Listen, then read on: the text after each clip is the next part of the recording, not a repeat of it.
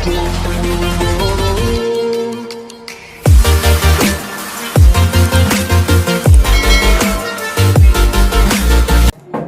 Everyone, so welcome back to Vijay sir's academy. तो guys आज की इस वीडियो में हम देखने वाले अपने इकोनॉमिक्स के चैप्टर नंबर 7 का पार्ट 4। तो पार्ट 3 तक हम लोगों ने लास्ट लेक्चर में कर लिया था। पार्ट 3 का काफ़ी इंपॉर्टेंट था आपके एग्जाम पॉइंट ऑफ व्यू से, क्योंकि उसके अंदर हम लोग ने अलग अलग मेथड को कवर किया था। तो इस पर्टिकुलर वीडियो में हम कवर करने जा रहे हैं हमारा difficulties in measurement of national income. क्या क्या डिफिकल्टीज फेस करना पड़ता है किसी भी नेशनल इनकम को कैलकुलेट करने के लिए, क्योंकि हमारा भारत देश काफ़ी बड़ा है, यहाँ पे काफ़ी अलग अलग एक्टिविटीज़ होती हैं, इसलिए कोई भी चीज़ को प्रॉपरली कन्वर्ट कैलकुलेट कर पाना पॉसिबल नहीं होता।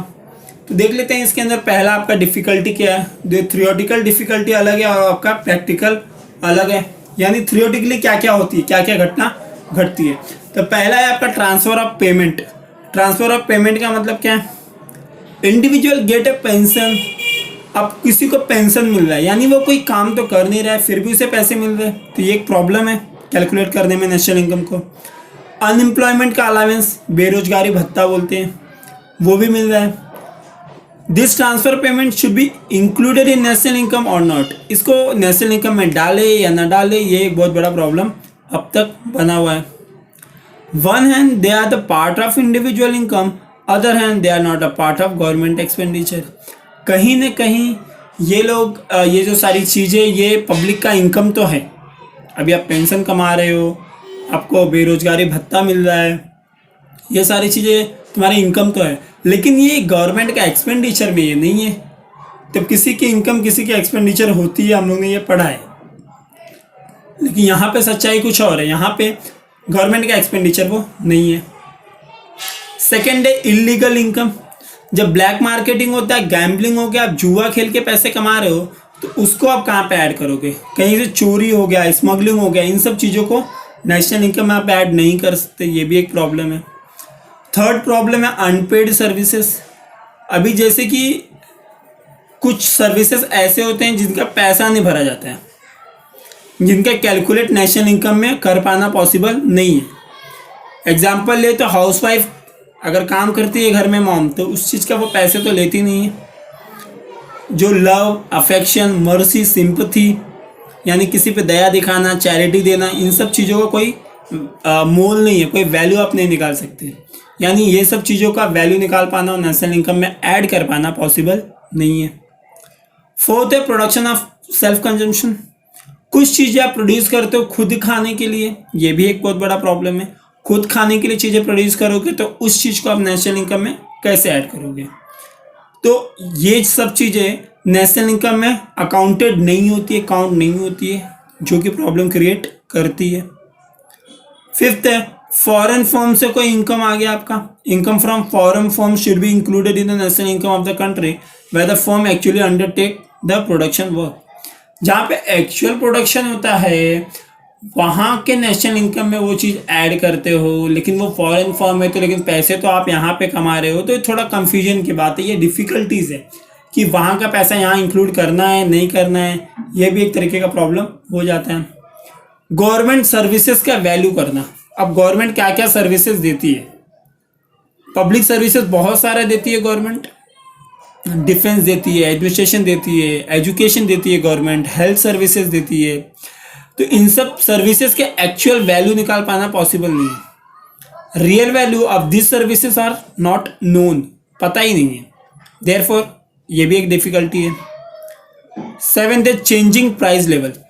Difficulties in calculating national income also arises due to change in price level. Price के लेवल में कुछ ना कुछ चेंजेस आते हैं। Example, price level rises, the national income में show a increase even though when the price level falls. जब भी प्राइस बढ़ेगा तो नेशनल इनकम हो सकता है ज़्यादा दिखाए, और जब भी प्राइस घटेगा तो नेशनल इनकम कम दिखाए। Also when the price level falls the national income में show the decrease, there may be the increase in production. May भी प्रोडक्शन इंक्रीज हुआ हो लेकिन आपका नेशनल इनकम कम दिखाएगा अगर प्राइस कम रहेगा तो प्राइस चेंज होने के वजह से भी एक प्रॉब्लम होता है। अभी प्रैक्टिकल डिफिकल्टीज देख लेते हैं। अभी तक हम लोगों ने थियोरेटिकल देखा था। डबल काउंटिंग है फर्स्ट, जिसके बारे में आपको पता है, इंटरमीडिएट गुड्स को नहीं लेना चाहिए और फाइनल को, दोनों को साथ में नहीं लेना चाहिए, यानी डबल काउंटिंग नहीं होना चाहिए। नॉन मोनेटाइज सेक्टर है कुछ, जैसे एग्रीकल्चर हो गया, स्टील, एक subsistence farming, major part of the production is partly exchange for the goods and services. अभी तक भी भारत के अंदर जो भी एग्रीकल्चर होता है उसके बहुत सारे पार्ट एग्रीकल्चर जो है वो बार्टर सिस्टम पे चलते हैं, यानी अब मैं आपको गेहूं दे दूँ, आप मुझे चावल दे दो, ऐसी भी चीज़ें अब तक भी होती है गांव वाले इलाकों में। तो अभी तक भी ये सारी चीज़, ये non monetise sector, non monetise मतलब पैसे से रिलेटेड न होना, ऐसी भी घटनाएं घटती हैं। तो ये भी एक प्रॉब्लम है, प्रैक्टिकल प्रॉब्लम। थर्ड है इनएडुकेट एंड अनरिलायबल डेटा। कुछ डेटा पूरे नहीं पड़ते, यानी इनएडुकेट होते हैं, रिलायबल नहीं होते, आप इस पर विश्वास नहीं कर सकते। Correct data production cost data relating to the crop, fisheries, animal husbandry, forestry, construction worker, small enterprises are not available in developing countries. Developing country में इन सब चीज़ों के डेटा प्रॉपरली एक्यूरेटली अवेलेबल नहीं होते। Data on uncertain income consumption, uncertain income आ गया कहीं से, unearned income, consumption, investment, expenditure of rural and urban population are also not available. जो भी रूरल और अर्बन में लोग कमाते हैं उसका भी डेटा अवेलेबल नहीं होता, ये भी एक प्रॉब्लम क्रिएट कर सकता है। Fourth, depreciation. डेप्रीशिएशन मतलब क्या होता है, wear and tear of goods and services. हमें जैसे कि पता है हमारे गुड्स एंड सर्विसेज का वैल्यू कम हो जाता है।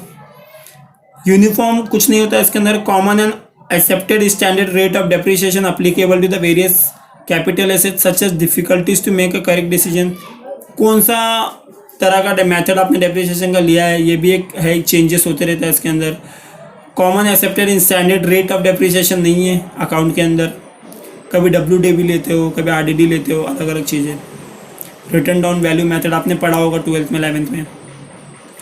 फिफ्थ क्या है, कैपिटल गेन और लॉसेस। कैपिटल पे कमाया हुआ पैसा उसको बोलते हैं capital gain, which accrual to the property owner by increase and decrease in the market value of their capital asset or the changes in the demand are not included in national income because these changes not result in a current economic activities।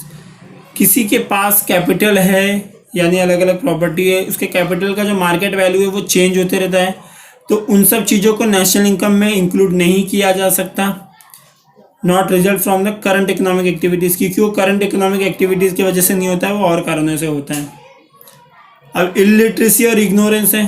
Due to ignorance and illiteracy the small producer do not keep account of production so they can not give information about the quantity of value their production. अब ज़्यादातर जो छोटे businessman लोग हैं वो लोग पढ़े लिखे नहीं होते, तो वो लोग अपने प्रोडक्शन का प्रॉपर एक्यूरेट इंफॉर्मेशन नहीं रख सकते और वो लोग इंफॉर्मेशन नहीं दे सकते, तो वो चीज़ को नेशनल इनकम में कैलकुलेट कर पाना पॉसिबल नहीं होता है। 7 डिफिकल्टीज है इसका classification of working population. Working population is not clearly defined. For example, farmer in India not engage in agriculture around a year. अब जो भी फार्मर है इंडिया में पूरे साल तो खेती नहीं करते, कहीं ना कहीं और एक्टिविटीज़ करने लग जाते हैं, तो उनका जो एम्प्लॉयमेंट है वो प्रॉपरली क्लासीफाई नहीं है कि वो लोग करते क्या हैं। वर्किंग लोगों को हम क्लासीफाई नहीं कर सकते कौन क्या काम कर रहा है और कब काम कर रहे हैं, तो इसके लिए बहुत डिफिकल्ट होता है उनके इनकम को आइडेंटिफाई कर पाना। 8 पॉइंट है वैल्यूएशन ऑफ इन्वेंट्री। जो इन्वेंट्री मतलब क्या है, raw material, intermediate goods, semi finish goods and finish product. Inventory मतलब कोई भी सामान आप रखते हो, कहीं पे गोडाउन में रखते हो, उसे इन्वेंट्री बोला जाता है। तो इन सब चीज़ों का स्टॉक का कुछ ना कुछ वैल्यू होता है, तो उसको मेज़र करने में भी काफ़ी प्रॉब्लम क्रिएट होता है। इन्वेंट्री का अच्छी तरह से वैल्यूएशन नहीं हो पाता। Will distort the value of final production of a producer. Final producer के वैल्यू को भी डिस्टोर्ट कर देगा, ख़राब कर देगा। Therefore valuation of the inventories require a careful assessment, यानी जो इन्वेंट्री का असेसमेंट है वो भी प्रॉपर होना चाहिए, जो कि नहीं होता है। तो ये 8 पॉइंट है प्रैक्टिकल डिफिकल्टीज के। कुछ इंपॉर्टेंस है, नेशनल इनकम के इंपॉर्टेंस देख लेते हैं। इकोनॉमी के लिए काफ़ी अच्छा इंपॉर्टेंट है, ताकि इकोनॉमी को हम लोग अच्छी तरह से समझ सकें। Economy of country at present time national income data regarded as account of economy which is known as social account. Society का अकाउंट, सोसाइटी के बारे में ज़्यादा से ज़्यादा जानना है इस अकाउंटेंसी से। It tells us how the aggregate national income output product result from the income of different individual, यानी पूरे देश का इनकम हम जान सकते हैं एक एक इंडिविजुअल इनकम के हेल्प से। Product and industry and ट्रांजेक्ट international trade, यानी इकोनॉमी के लिए काफ़ी हेल्पफुल है। नेशनल पॉलिसीज़ के लिए भी हेल्पफुल है। कैसे? जैसे आपको एम्प्लॉयमेंट पॉलिसी बनाना है, यानी लोगों को रोजगार देने वाला पॉलिसी बनाना है। इंडस्ट्री के भलाई के लिए पॉलिसी बनाना है। एग्रीकल्चर के लिए पॉलिसी बनाना है। तो जो नेशनल इनकम के फिगर है वो हमको कहीं ना कहीं काफ़ी अच्छा डायरेक्शन देते हैं ताकि हम इन सब चीज़ों में हेल्प कर सकें। Industrial output, investment, saving etcetera. National income also help in generate economic models like growth models, investment model. जैसे आपको ग्रोथ मॉडल बनाना है, इन्वेस्टमेंट का मॉडल बनाना है, ये सब चीज़ भी बनाने में नेशनल इनकम काफ़ी हेल्प करता है। प्रॉपरली मेजर करता है नेशनल इकोनॉमी को राइट पाथ पे, मतलब सही रास्ते पे ले जाने के लिए। थर्ड है इकोनॉमिक प्लानिंग करने में भी नेशनल इनकम काफ़ी हेल्प करता है। Economic planning data pertaining to the national income is very essential. This include data related to the country's gross income, output, saving, investment, consumption which can be obtain from different sources. अलग अलग sources से obtain किया जा सकता है। ये सब basically आप देखोगे तो इसमें 2 से 3 लाइन ही सिर्फ इंपॉर्टेंट होती है हर एक पॉइंट के अंदर। जो आप पढ़ते हो सेम चीज़ अगर आप लिख देते हो तो आपको मार्क्स मिल जाता है। आपको सारी चीज़ें इंक्लूड करना है, फिर रटना ज़रूरी नहीं होता है कि क्या क्या चीज़ों में वो हेल्प कर रहा है, बस आपको ये जानना है। फोर्थ है इकोनॉमिक रिसर्च। अब इकोनॉमिक में कोई रिसर्च करना है तो उसके लिए भी काफ़ी हेल्पफुल होता है नेशनल इनकम। कंट्री का आउटपुट कैसा है, इनकम कैसा है, सेविंग कैसा है, कंजम्पशन कैसा है, इन्वेस्टमेंट कैसा है और किस तरह का एम्प्लॉयमेंट देती है, तो ये सारी चीज़ें भी हमें नेशनल इनकम से पता चल सकती है। फिफ्थ है आपका comparison of standard of living. लोगों का रहन सहन कैसा है, इन सब चीज़ों को भी कंपेयर करने में हेल्प कर सकता है अगर हमें अपने देश का नेशनल इनकम पता हो तो। People living in the same country at the different time. अलग अलग समय पे एक ही कंट्री में अलग अलग लोग रहते हैं तो उनका समय के हिसाब से लोगों को बदलना ज़रूरी है, जो कि नेशनल इनकम से पता चल सकता है और हम उसे चेंज कर सकते हैं। 6 है distribution of national income. Enable us to know about the distribution of national income in a country from the data related to wages, rent, interest and profit। अलग अलग जो आपका वेज आता है, रेंट आता है, इंटरेस्ट आता है, प्रॉफिट आता है, उन सब चीज़ों के हेल्प से आप किस तरह से सारी चीज़ों को डिस्ट्रीब्यूट करके लोगों को बता सकते हो कि मतलब एक तरीके का उसके अंदर कुछ भी भेदभाव ना हो, सबके पास पैसा बराबर हो। We understand the disparities in income in different section of the society. Society में अलग अलग सेक्शन होते हैं, लोग अलग अलग तरीके से पैसे कमाते हैं, कोई ज़्यादा कमाता है, कोई कम कमाता है। तो नेशनल इनकम हेल्प करता है कि लोगों को इक्वली सब पैसा मिले, किसी को ज़्यादा किसी को कम ना मिले।